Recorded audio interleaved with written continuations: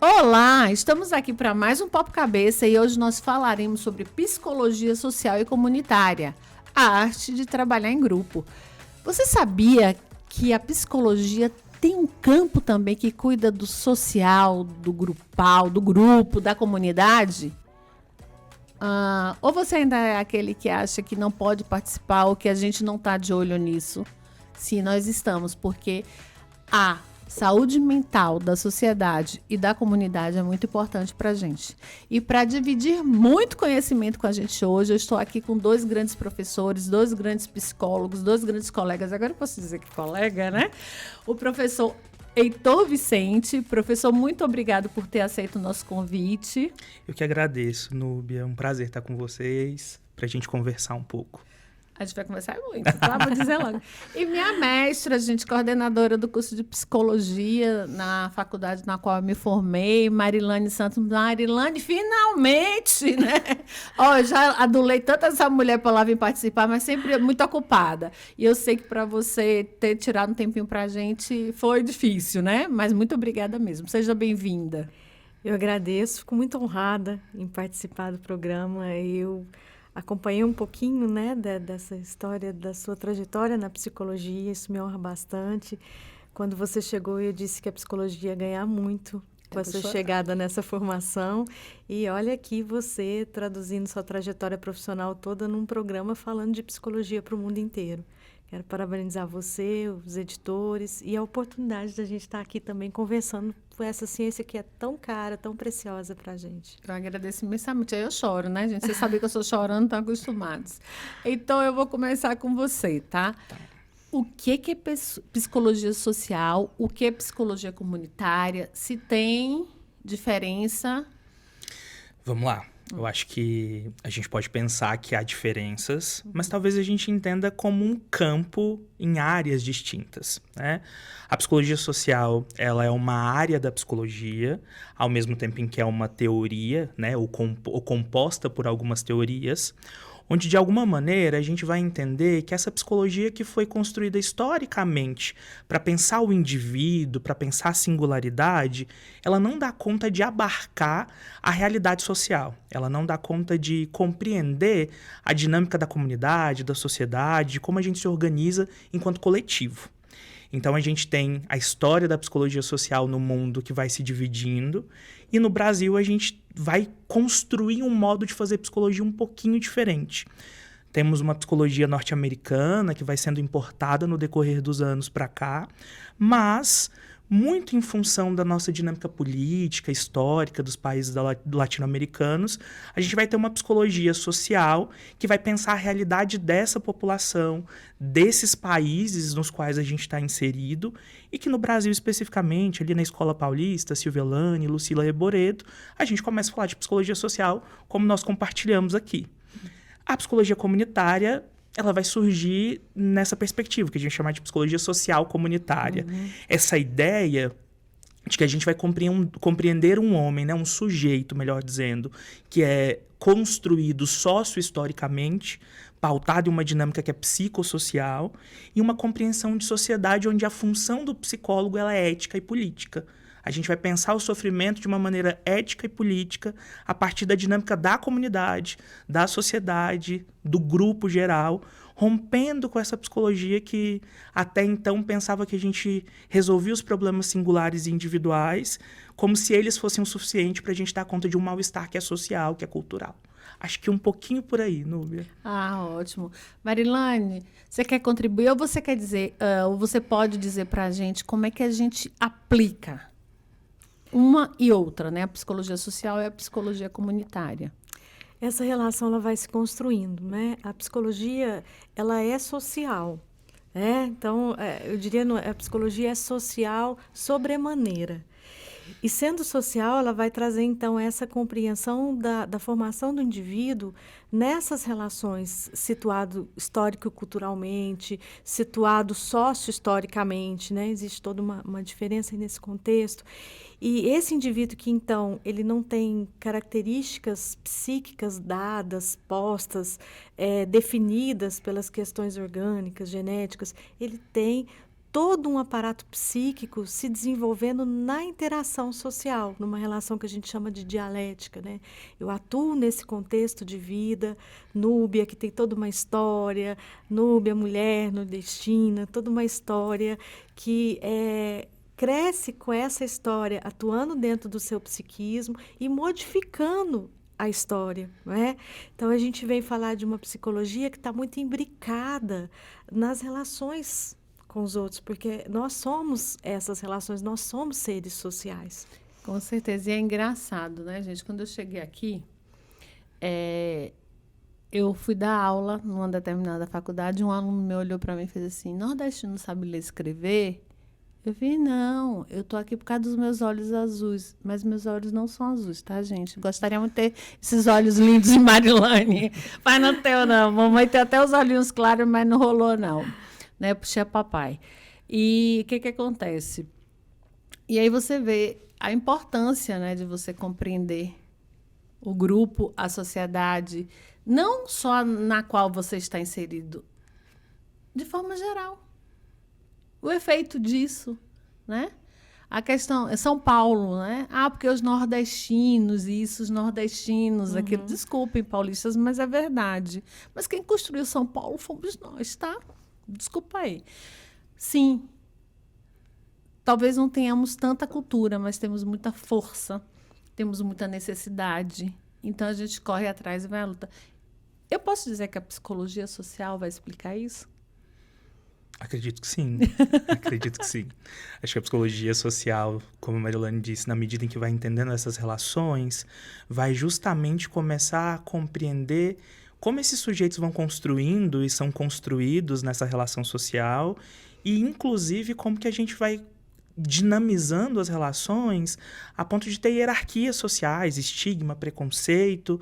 Acho que a psicologia social, historicamente, tem pensado essas questões. Né? Por que feitos de uma mesma substância, produtos de um mesmo país, de uma história enquanto país, a gente vai construir essas hierarquias sociais. Então, sim, a psicologia social vai muito nessa linha. Imaginei que sim. Sim, você ia falar alguma coisa, Marilane. É bem interessante isso que o Heitor traz, que nos permite contextualizar.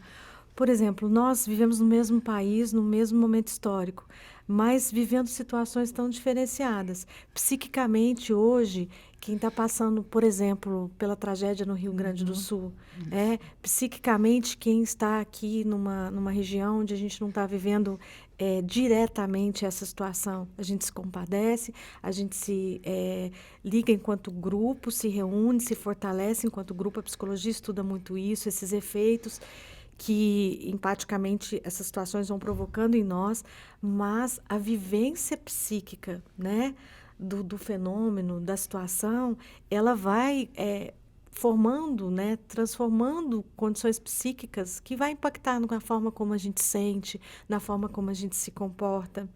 A pandemia foi um advento aí que veio para todos nós e nos modificou muito. Nossa. Né? Então, todos esses fenômenos sociais vivenciados, eles vão impactar psiquicamente nós, né? Eles vão fazer parte da nossa conjuntura psíquica. Nós vamos agir nesse mundo de forma diferente do que nossos pais, nossos avós, justamente por esses novos contextos sociais.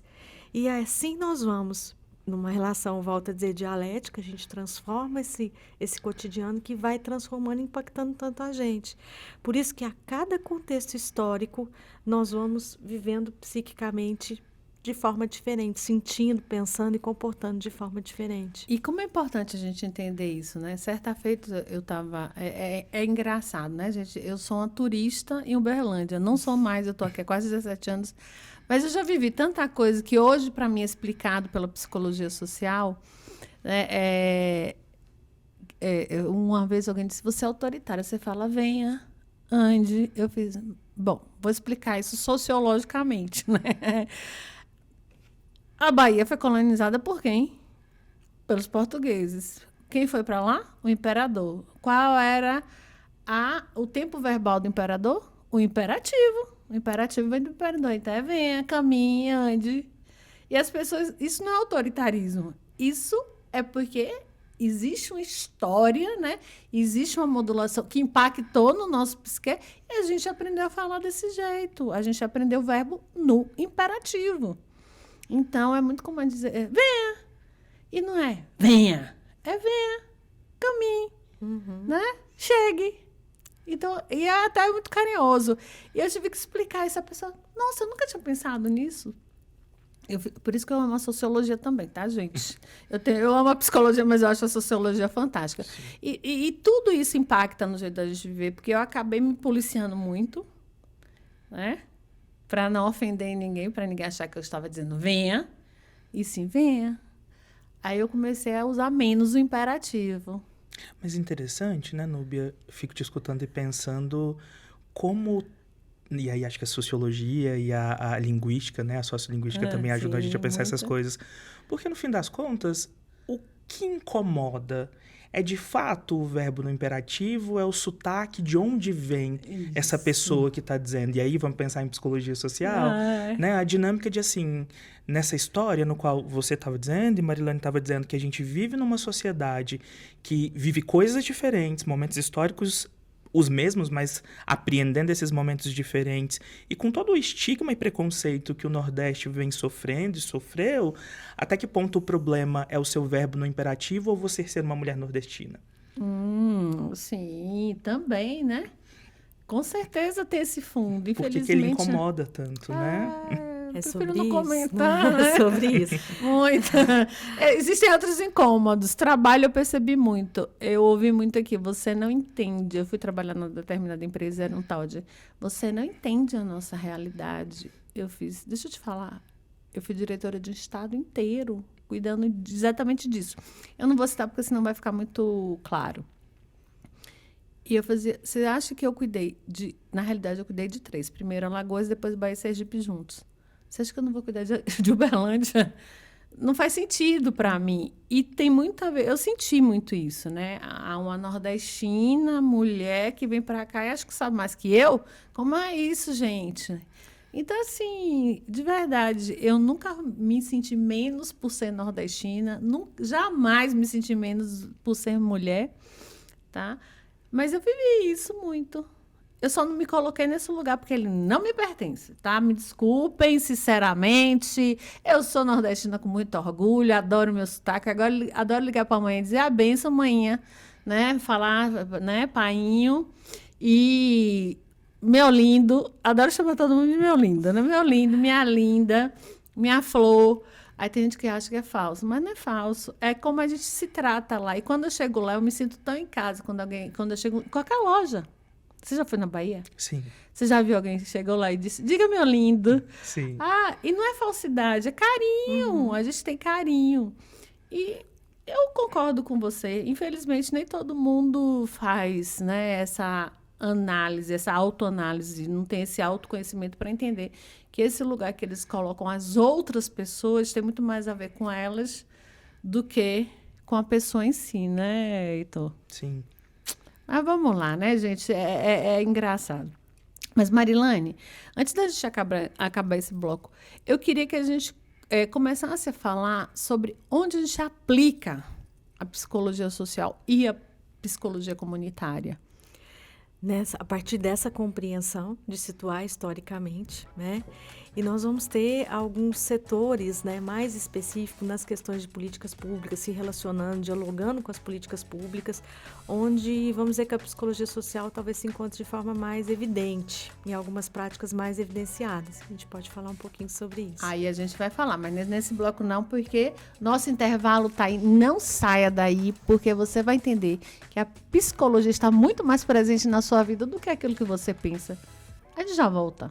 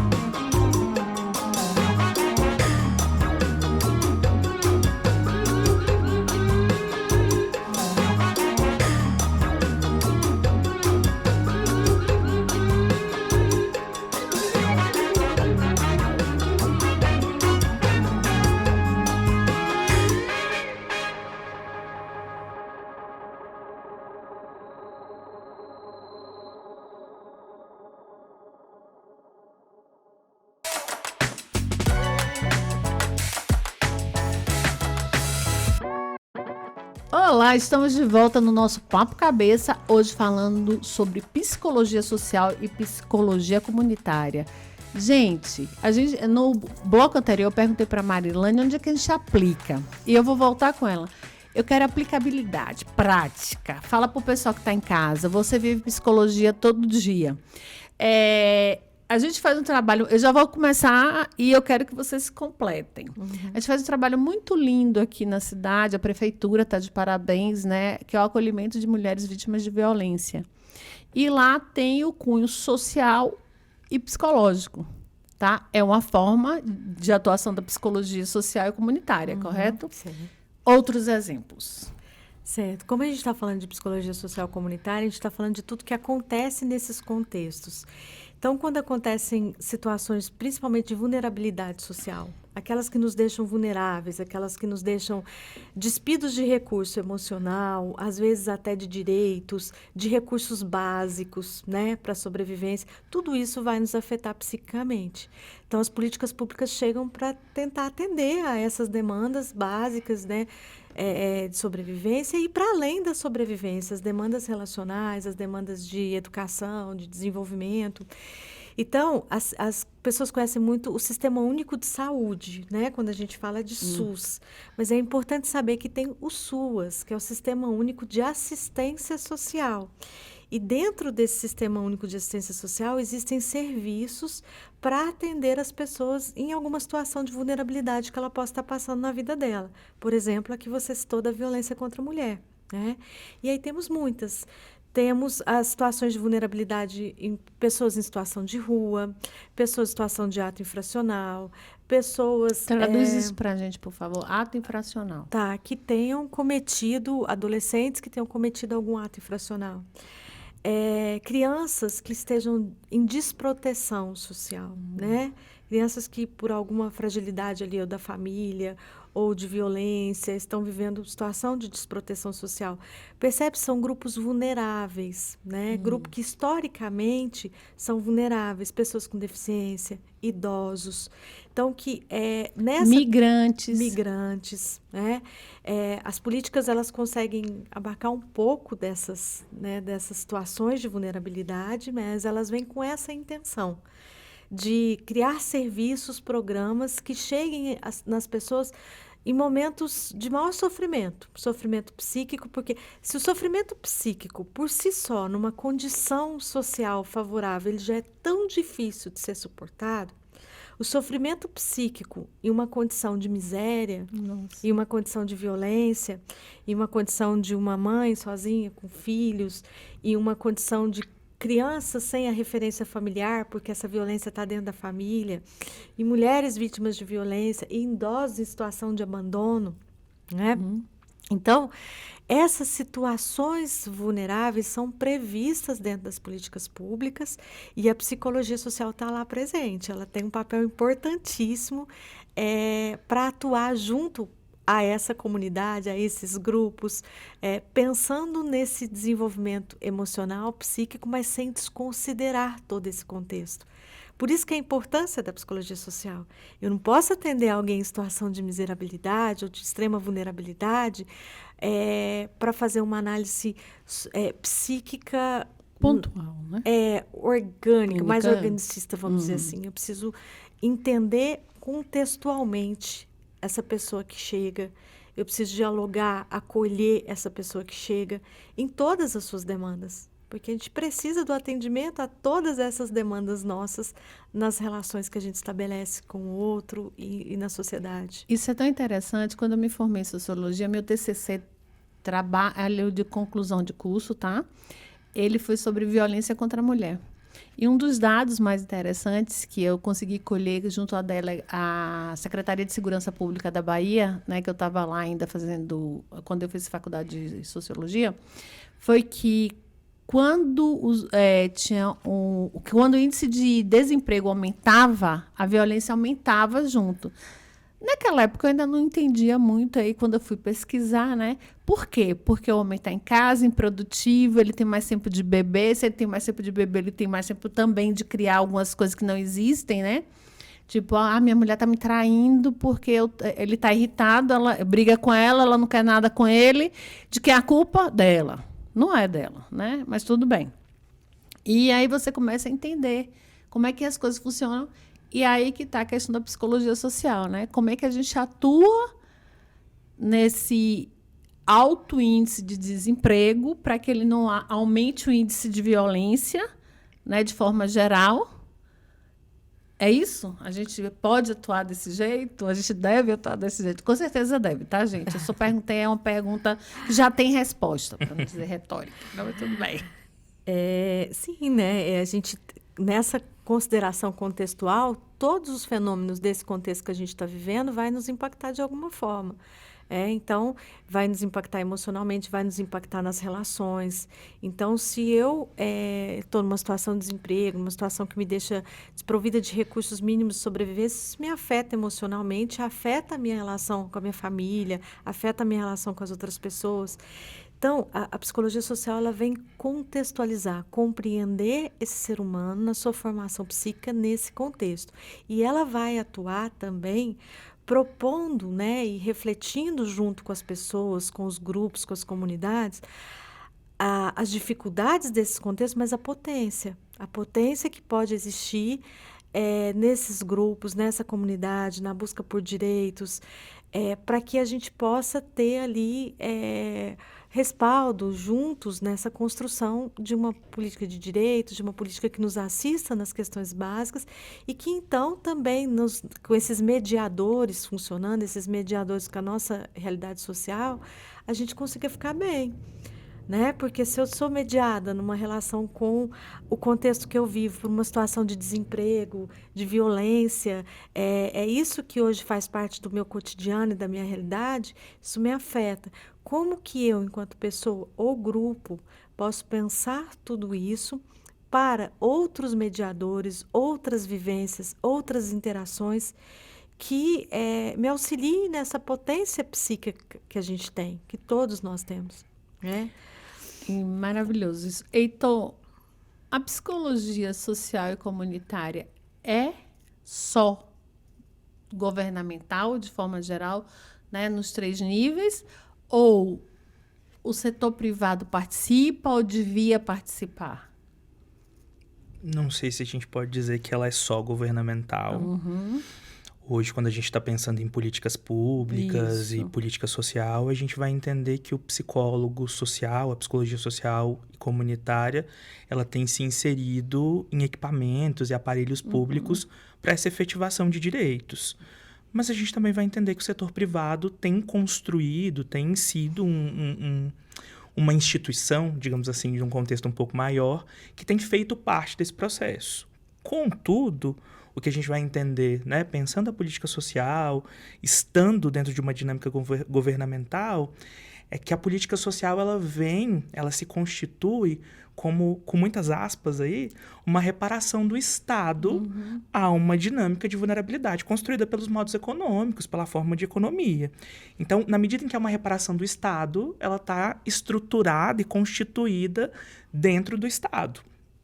Temos aí, né, setor privado, terceiro setor, que tem atuado dentro das políticas públicas e sociais, mas a gente vai entendê-la como uma política de reparação que tem suas questões mais falhas aí do Estado.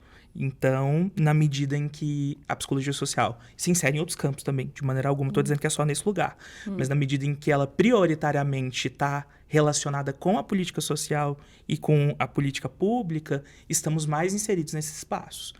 Mas a gente pode pensar que o surgimento dela vem dos movimentos sociais, vem das organizações de bairro, vem de uma dinâmica religiosa, né, no momento inicial, que é essa ideia de uma psicologia que precisa abarcar a realidade dessa população e conseguir construir processos de emancipação, né? Ou seja, como assim processos de emancipação? Fazer com que o sujeito consiga entender a realidade que ele vive, que ele é um sujeito de direitos, que ele tem direitos a serem efetivados. Então, a gente está em contextos, inclusive, não governamentais e muito presentes. Isso é interessante, né? Porque às vezes a gente acha que o governo tem que fazer tudo, né?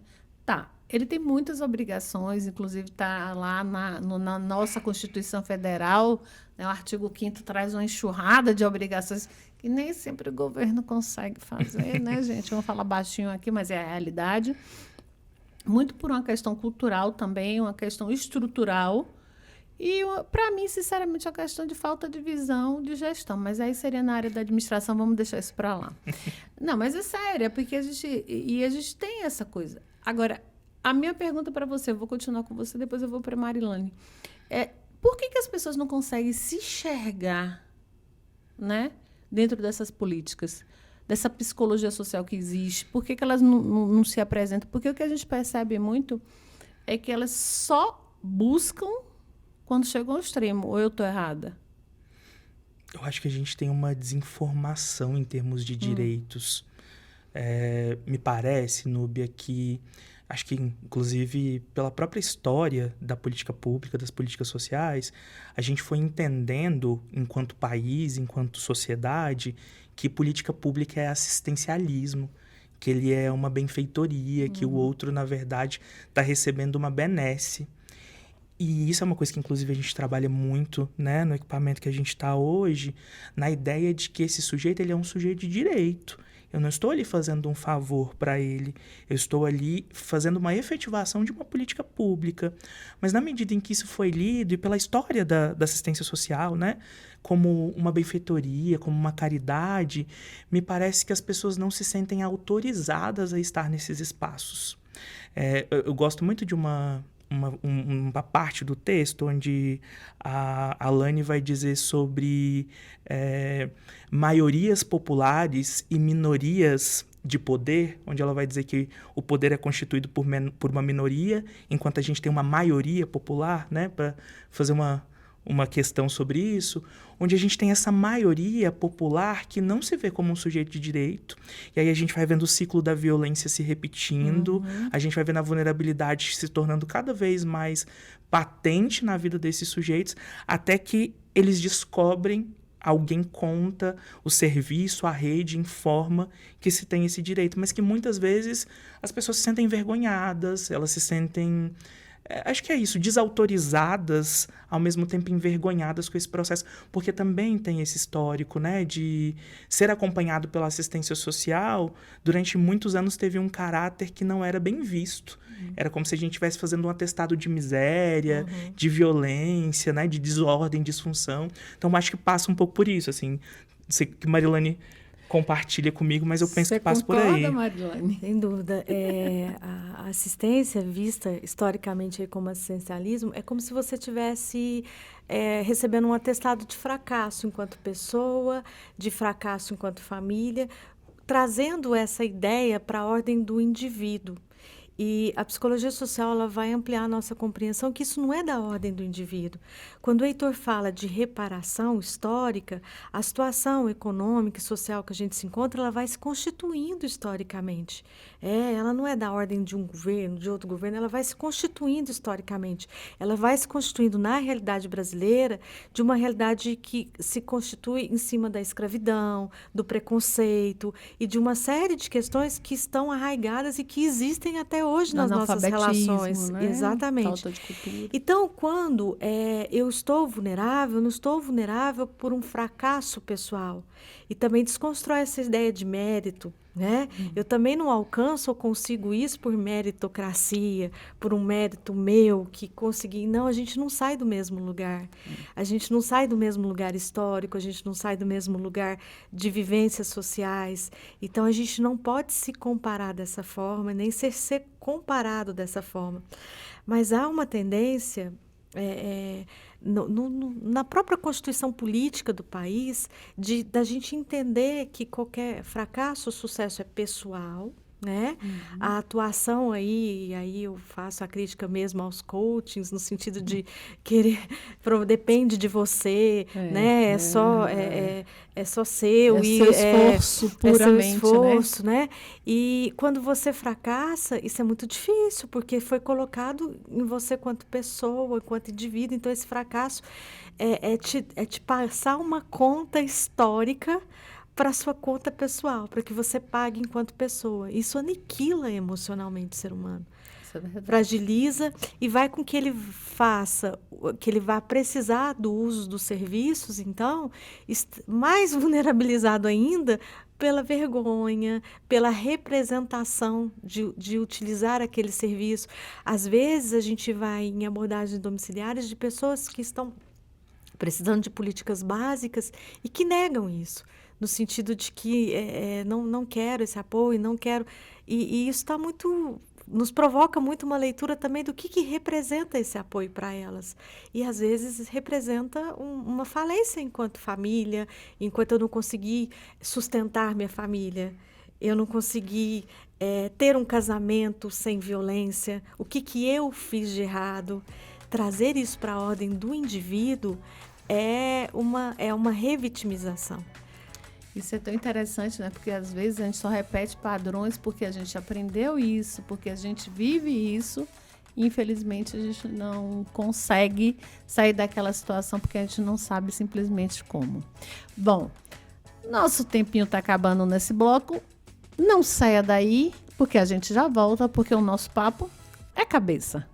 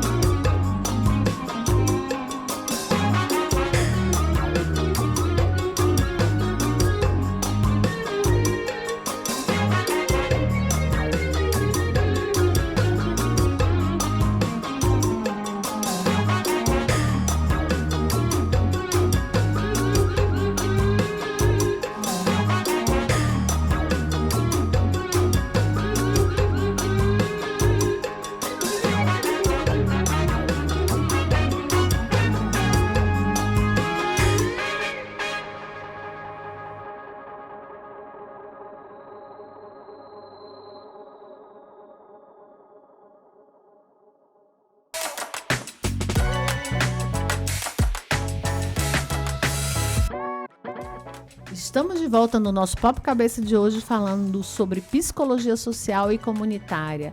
A arte de trabalhar em grupo, porque todo mundo acha que psicologia é você lá no divã, quer dizer, fazer só terapia, né? Você tá lá no divã, tem alguém te ouvindo Não, gente, não é só isso. E se você tem essa dúvida, por favor, assista os episódios 3 e 4, que a gente fala das abordagens, tá? Só para relembrar. E assista tudo, né? Faça um Nubiaflix, como diz uma amiga minha.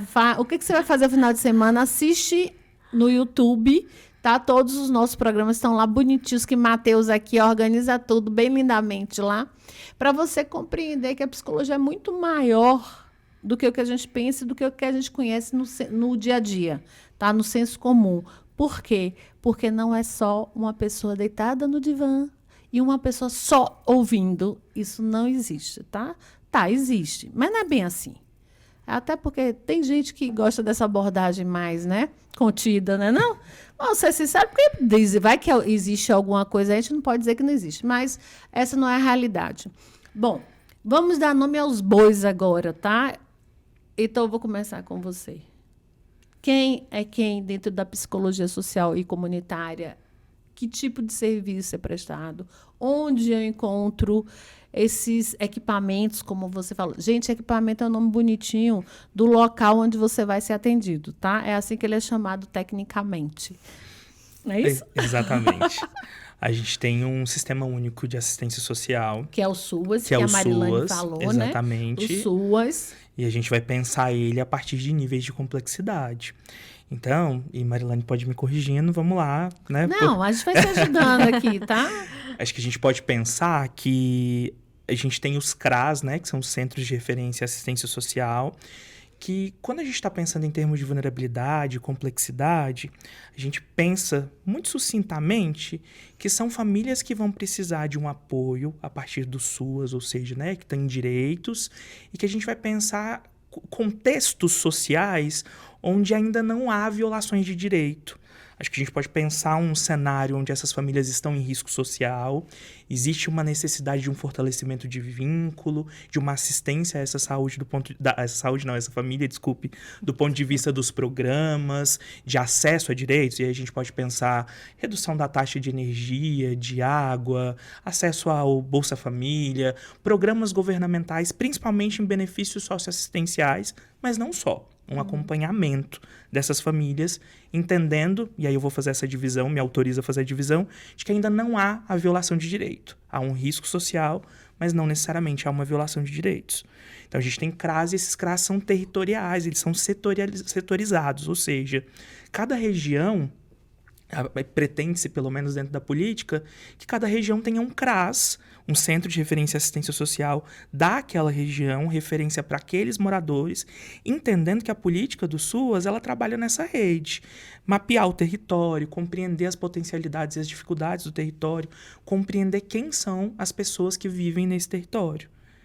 E a gente vai pensando aí, né, em termos de complexidade, que quando há violação de direitos, quando a gente entende que essa família rompeu os vínculos familiares, a gente pensa um sujeito que já está em um processo de violação de direitos, a gente vai ter os CREAs, que são os Centros de Referência Especializados em Assistência Social.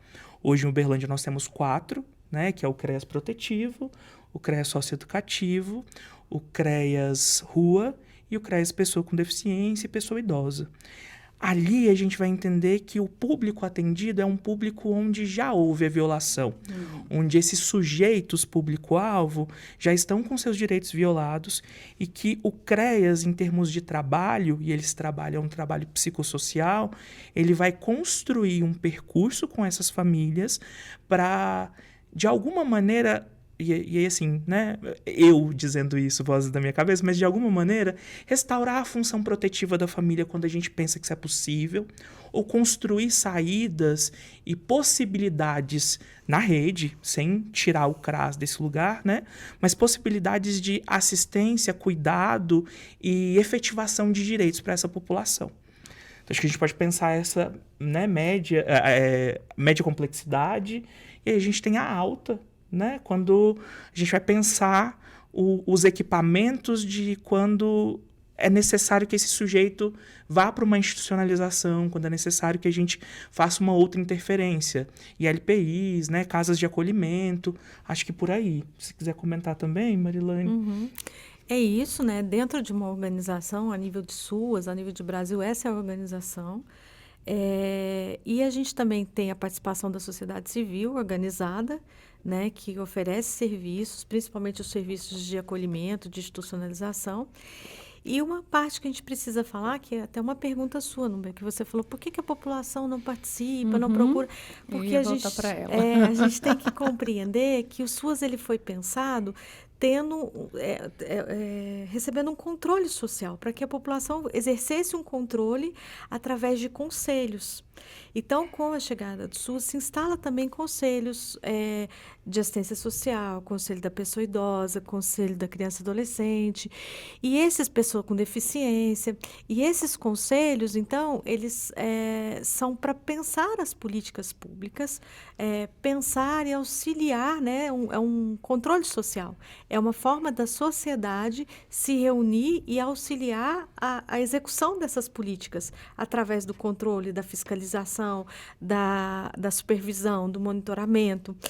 E como a gente vem lá daquela ideia muito individualizada, a gente tem dificuldades dessa relação do grupo, da participação, da compreensão histórica, da compreensão de que a gente é ser histórico, ser social, a gente também tem dificuldade de participar dos conselhos. Então, quando essa política chega, ela se organiza de uma proposta muito bacana, bacana. Ela operacionaliza os estatutos, o Estatuto da Criança e Adolescente, o Estatuto da Pessoa com Deficiência, ela se propõe a operacionalizar, mas os controles que então aprimoram e fiscalizam a política ficam esvaziados porque a gente não tem culturalmente estabelecida em nós essa forma de participar dos conselhos. Então, o que a gente assiste a termos de Brasil são conselhos, às vezes, muito esvaziados, né? Porque não tem essa cultura, né? E esse entendimento, essa compreensão de que os conselhos são as formas que a gente tem, de toda a sociedade tem, através de representações ou através de participação como cidadão, né? Toda a sociedade pode participar, de compreender como está organizada a política de determinado setor e de atuar na sua opinião, na sua vivência, na sua realidade dentro desses conselhos. Então, ela é pensada em toda essa lógica toda, essa engrenagem toda precisa funcionar. Nossa, e tem tanta coisa boa, e o povo reclama de tudo, né, gente? Sai do TikTok, meu amor, sai das redes sociais, pesquisa lá, SUAS, violência contra a mulher, violência contra o idoso, cuidados com os idosos. Tem tanta coisa boa aí que você não está sabendo que tem, porque simplesmente você não procurou. E aí eu vou parafrasear meu conterrâneo Raul Seixas, né? Não vamos ficar com a boca aberta, cheia de dentes, esperando a morte chegar, não. Vamos agir. Se a gente tem esse poder, né? E uma coisa que é interessante, porque eu trabalhei na Câmara Municipal, eu fui diretora de comunicação lá. Você só vê o povo lá para pedir. Não, pedir dinheiro, tá? Não, vai pedir benefício, vai conhecer, vai ver o que é que pode ser melhorado, tá? Nós temos esse poder, nós votamos. E o voto nos dá esse poder, né? De escolher os nossos políticos da melhor forma. Estamos no ano de eleições, eu não quero misturar as bolas, mas é tão importante quando a gente conhece as políticas, quando vocês trazem para a gente que a gente tem tanta coisa aí, tantos benefícios, e as pessoas simplesmente não conhecem, não sabem e não usam. E quem conhece, quem sabe, tem vergonha. É isso, Marilane? Sim, pela própria Constituição Histórica a gente colocou que às vezes achar que precisa de assistência em algum momento é como precisasse de assistencialismo, mas é como essa lógica é colocada. Se eu coloco que eu estou te prestando um favor, né, que eu estou te dando uma cesta, que eu estou te prestando um favor, isso de certa forma, me diminui, né? Me coloca numa condição menor, inferior. Agora, quando a gente fala de assistência, que é bem diferente de assistencialismo, a gente fala de uma lógica bem diferente, que é de reconhecer e de potencializar, de acolher, mas de potencializar, de auxiliar que as pessoas procurem os recursos que ela pode construir dentro da lógica que ela vive. Não é impor a minha lógica. Não é chegar para uma família e dizer como ela deve se organizar, porque é o jeito que eu organizo preciso lá em casa. Isso, Não é verdade. a minha lógica, não é a lógica da minha constituição enquanto pessoa, enquanto sujeito, mas é acolher sem julgamento, é, sem preconceito, acolher, conseguir fazer isso. Esse é o grande desafio da psicologia social, é conseguir fazer esse acolhimento, de escuta e de auxiliar a pessoa no percurso de quais são as potências que ela pode encontrar, construir na vida dela como está constituída, para que ela então consiga melhor se organizar, entendendo que isso não depende só dela, isso depende de Isso. toda uma relação de direitos, de acessos, De todo um de condições. contexto, Então, né? ela não fracassa ou ela tem êxito nesse processo sozinha.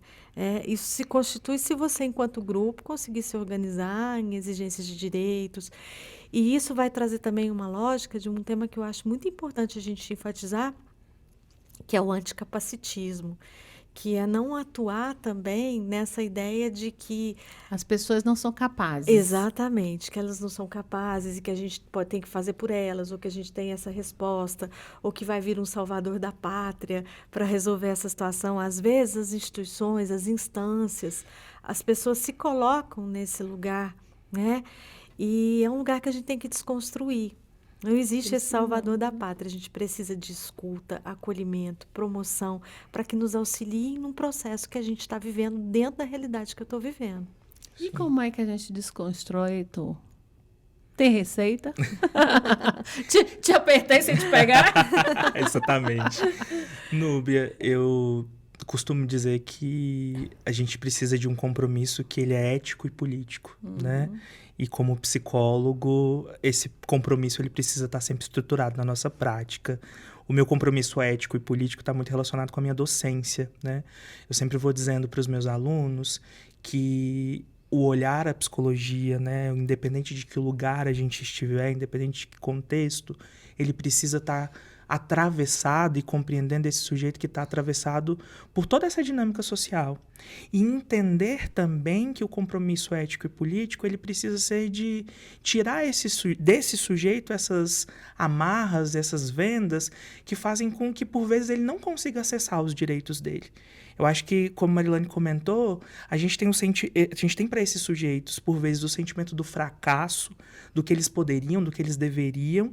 Em contrapartida, também, a gente tem uma lógica social que faz com que esses serviços não consigam abarcar todos esses sujeitos ou que, de alguma maneira, a gente não deixe que eles tenham noção que precisem ou que podem, né? Que tem esse direito. Então, eu acho que a gente vai desconstruindo na nossa prática cotidiana. Quando eu chego numa abordagem domiciliar, eu não vou fazer uma estratégia de vigia social do que o outro pode ter, do que o outro não pode ter, de como está organizado, de como não está organizado, mas de uma escuta genuína de como está esse sofrimento, do que a gente pode construir enquanto serviço, né? De qual é o meu papel como psicólogo, não alguém de uma vigilância social do ponto de vista de dizer como esse sujeito tem que fazer, mas do que a gente pode construir, do que esse sujeito tem direito e lembrá-lo. Eu falo isso sempre, assim, a gente sempre lembra ao usuário que quando nós estamos ali, né, porque por vezes eles agradecem, querem dar coisas e ficam extremamente gratos e a gente sempre lembra assim, estou aqui pelo meu trabalho, esse é um direito seu. Acho que o psicólogo, como esse sujeito que trabalha também na efetivação de direitos, não pode perder de vista que existe um compromisso que é ético e político de construir essa noção de direito para os nossos usuários, pacientes, clientes, enfim, como um todo. Eu acho que essa psicologia precisa provocar questionamentos. Perfeito. É isso mesmo. Bom, é tão interessante e é tão simples e tão complexo, né? Simples porque tá aí para todo mundo, quem quiser pode usar, né? E tão complexo porque as pessoas simplesmente não descobriram isso. Infelizmente, o nosso programa está chegando ao fim, né? Eu quero agradecer imensamente a vocês, né? Aí eu vou pedir licença para agradecer primeiro a mestra, né? Eu já aprendi muito com Marilane durante o meu curso, agradeço todo o carinho, toda a atenção. E, assim, agradeço hoje por ter trazido o Heitor, maravilhoso, amei te conhecer de verdade. Adoro gente que sabe muito. tá? E quero deixar a câmera ali para você, Marilane, muito obrigada.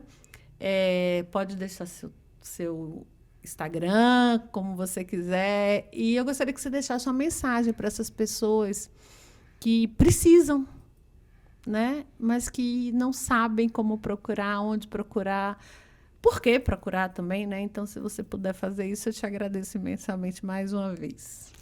Certo. A psicologia social, ela está na rua, ela tem que estar, né? Então, ela está nas abordagens domiciliares, ela está acompanhando as pessoas em situação de rua e ela é acessada através principalmente dos serviços oferecidos pelas políticas públicas, né, pela prefeitura. Então, eu acredito que no site da prefeitura, em outras formas de divulgação, tenha falando de CRAS, de CREAS, né, e de todos os locais onde efetivamente podem ser acessados para disparar, então, esse olhar, esse cuidado, essa demanda que, por vezes, a gente pode estar vivenciando todos nós, em toda a situação da nossa vida, né? Então, a psicologia, ela vai muito além da questão do consultório, ela está também no consultório, ela está também na clínica, mas ela está também se constituindo aí nas relações, nas interações, em todos os lugares que elas acontecem. Muito obrigada. Heitor, gratidão, muito obrigada mesmo, foi um grande prazer te conhecer. Tá? A gente vai voltar aqui com certeza com outros temas, com temas que vocês dominam, né? Aqui eu sou uma apresentadora, psicóloga, mas assim, muito mais no papel de aprender muito. Eu tenho a sorte de fazer um programa que me ensina muito, né? Que me dá uma visão bem ampla da psicologia de forma muito geral. Eu sou muito grata por ter pessoas como vocês que trazem todo esse conhecimento e compartilham com a gente de forma tão gratuita, tão verdadeira, né? Isso é muito importante. Muito obrigada. Fique à vontade para também deixar uma mensagem para as pessoas que não sabem como usar. E se quiser deixar o seu contato. Ok. Eu que agradeço, Núbia. Acho que é muito importante a gente falar de psicologia, desconstruir um pouco algumas ideias, e principalmente quando a gente está falando sobre políticas sociais, sobre direitos. Acho que talvez a mensagem que eu posso deixar, principalmente para os estudantes de psicologia, para os psis que assistem o seu programa, é que independente do espaço que a gente está, seja a clínica, seja a escola, seja a saúde, a gente precisa conhecer rede, a gente precisa se dar conta de que os sujeitos que chegam no nosso consultório têm uma história, os sujeitos que chegam na nossa frente, eles têm uma história, essa história precisa ser respeitada e, principalmente, nós precisamos ser psicólogos que tenhamos condições de compreender que às vezes a gente não dá conta sozinho, que a gente vai fazer encaminhamentos, que a gente precisa conhecer a rede, a gente precisa estar também munido de quais direitos são esses que essas pessoas necessitam. Eu deixo meu contato, eu tenho um Instagram, Heitor Vicente Psi. Lá eu falo um pouquinho sobre psicologia, sobre questões raciais, formação do psicólogo. Fica o convite para quem quiser conversar e muito, muito obrigado mais uma vez, Núbia, por essa conversa, por esse diálogo tão bacana. Por esse papo? Exatamente, por esse papo cabeça. Bom, gente, brigadão de coração. E para você que está em casa, procure os seus direitos, porque eles não vão te procurar, tá? Lamento lhe informar isso, mas eles não andam. Mas eles estão aí à sua disposição. É uma questão de buscar. E às vezes a gente de fato fica reclamando, achando que as coisas são mais difíceis do que elas são, mas tem um monte de gente competente trabalhando para que você, para que eu, para que todos nós tenhamos uma vida muito melhor. Um beijo no seu coração, fica com Deus e até o próximo Papo Cabeça.